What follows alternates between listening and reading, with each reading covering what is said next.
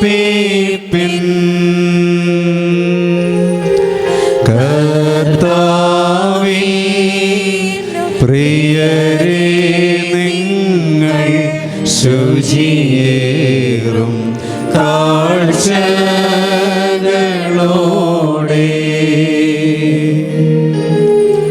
തൻ പ്രാകാരങ്ങളിലേറി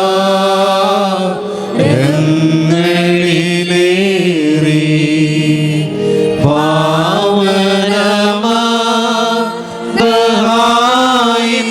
മുൻപിൽ കർത്താവിനെ വന്ദിച്ചിടുവിൻ.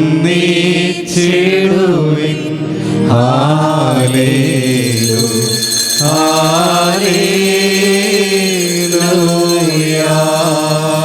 പാറയ്ക്കുമോ നാം മടക്കത്തോടും ഭയത്തോടും വണക്കത്തോടും ചെവി കൊടുത്ത് നമ്മുടെ മുമ്പാകെ വായിക്കപ്പെടുന്ന നമ്മുടെ കർത്താവ് യേശുമിശിഹായുടെ വിശുദ്ധ എവങ്കേലിയോനിലെ ദൈവത്തിൻ്റെ ജീവനുള്ള വചനങ്ങളുടെ അറിയിപ്പിനെ കേൾക്കണം.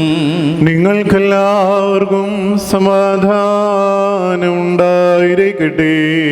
അവിടുത്തെ ആത്മാവിനോടുകൂടി ദൈവമായ കർത്താവ് ഞങ്ങളെയും യോഗ്യരാക്കി തീർക്കുമാറാകട്ടെ.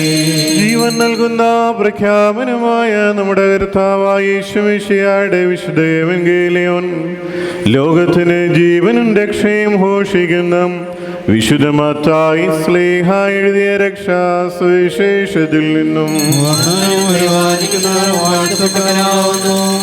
നമ്മുടെ രക്ഷയ്ക്കായി തന്നെ സ്തുതികളും നാം എല്ലാവരുടെ മേൽ തന്നെ ദയകളും ഉണ്ടായിരിക്കട്ടെ.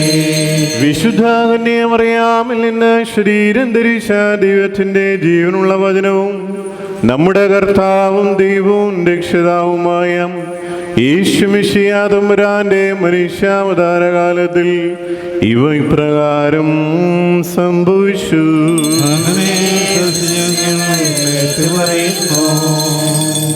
വിശുദ്ധ മത്തായി എഴുതിയ സുവിശേഷം 10-ാം അധ്യായം 34 മുതൽ 11-ാം അധ്യായം 1-ാമത്തെ വാക്യം വരെ.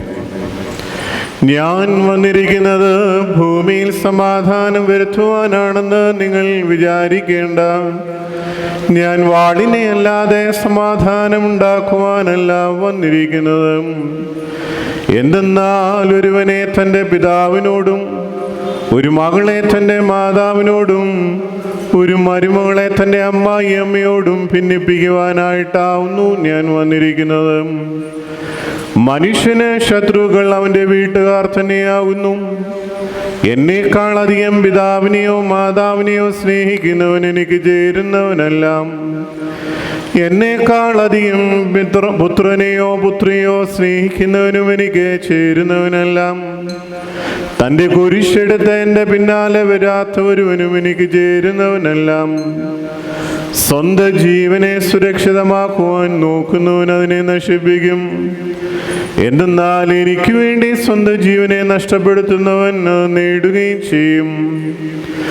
നിങ്ങളെ സ്വീകരിക്കുന്നവൻ എന്നെ സ്വീകരിക്കുന്നു.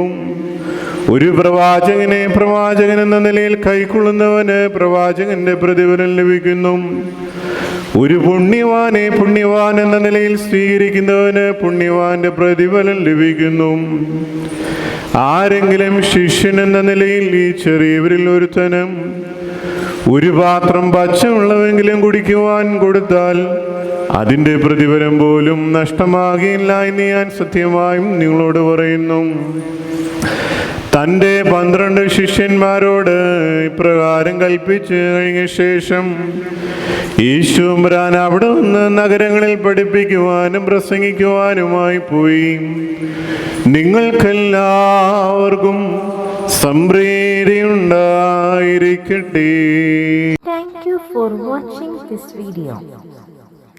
Please like, share and subscribe for my channel, the FOS Media HD.